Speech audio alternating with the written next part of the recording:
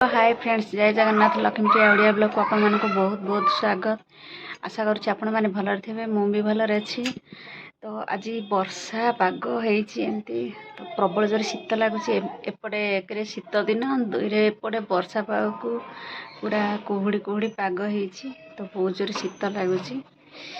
तो काम करने को भी इच्छा होनी। तो चलते वीडियो स्टार्ट करिया। देखंतु पाग केमती मेघ मेघ पूरा करिछि। एमती बोधे 2 दिन रहिबो पाग एमती खराब रहिबो।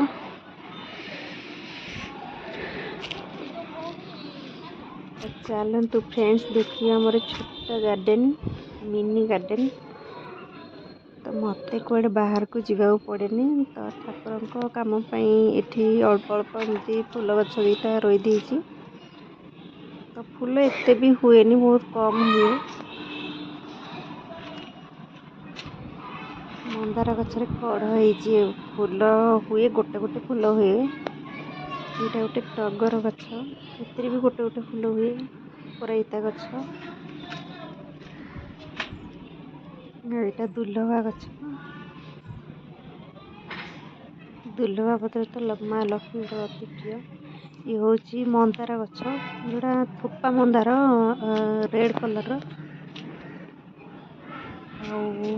आटा दुब मु रोई ठाकुर कम लगे। तो ये एमती सब प्रकार गछ अल्प अल्प रोई देछि। तो छात उपर मुझे कपड़ा सुखे घर को आसली भारी। तो लंच टाइम भी हो गलानी, रोषे करी। तो चलतु। तो फ्रेंड्स आज लंच रे मु बनैली कोबी मटर पनीर रो गोटे चटपटा आइटम, जोड़ा कि आपण परोटारे खाई परिवे, भात रे भी खाई परिवे, रुटी रे भी खाई परिवे। तो परोटार तो बेसी मजा लगे। तो मैं पनीर को छोट छोट कर सब काटी नौची।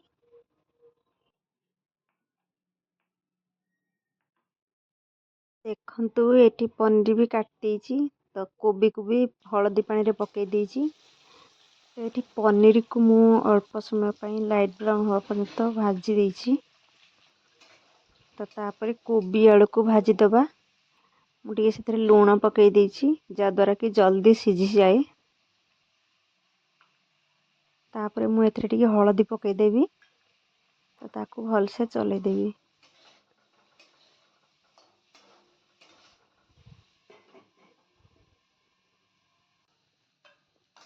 तो भजा हो गला रेडी, कोबी आलू रो भजा। मुझे सब काढ़ी देछि।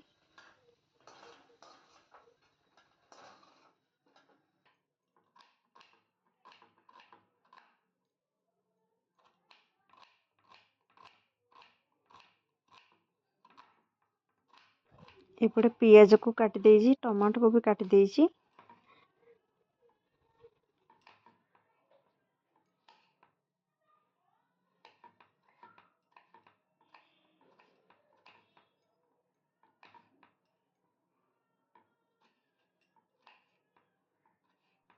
तो सेम से कड़े रे मु तेल गरम कर देछि। तेल गरम हो गलानी, जीरा और तेजपत्र टी फुटेदवा।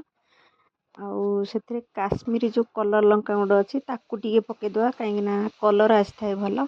तापर मु अदा रसुण छेचा को पकई देछि, ताकू टी हल्का चलईदवा। तापर हलदी गोटे चामच पकई देछि। तापर आउ टिके मु लंका गुंड पकईदेली। एठी मु टिके चिकेन मसला पकई देछि। हूँ जीरा गुंड टे पकई देछि, अल्प जीरा गुंड पकेबे। धनिया गुंड टिके अधिका मात्रा पकेबे।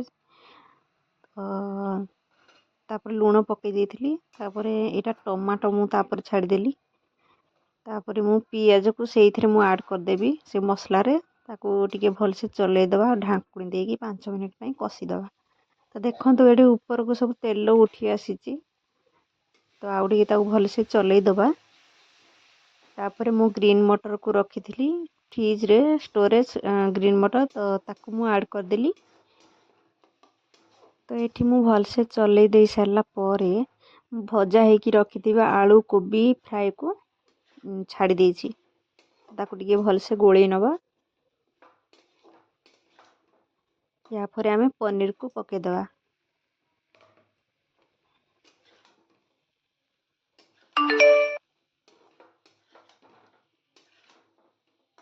तो ये मु 10 मिनिट ढाकुणी दे देइची कषिया पाई। तो ढाकुणी मु खोलीदेली 10 मिनिट हो गलानी। तो देखो ये आलू कोबी सब सीझी जाइए। तो आमर पनीर आलू कोबी चटपटा